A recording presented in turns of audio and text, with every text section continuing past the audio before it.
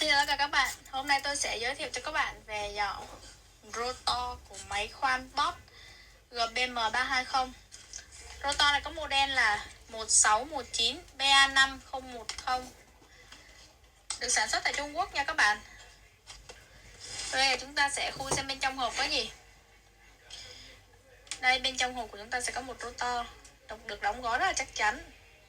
Rotor này rất là bắt mắt luôn nha các bạn. Thanh lam cực kỳ chắc chắn. Phe được làm bằng sắt cao cấp. Sẽ khác hàng Trung Quốc là không gây nóng trong quá trình sử dụng nha các bạn. Đây là hàng Trung Quốc chính hãng chứ không phải hàng Trung Quốc nhái nha các bạn. Phe này có mã số là 40201 170907.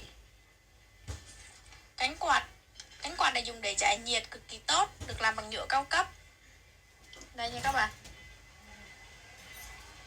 Còn phía trên này là bánh răng, đi chung với rotor luôn nha các bạn. Tôi vừa giới thiệu cho các bạn xong về dòng rotor của máy khoan Bosch GBM320. Xin chào và hẹn gặp lại tất cả các bạn.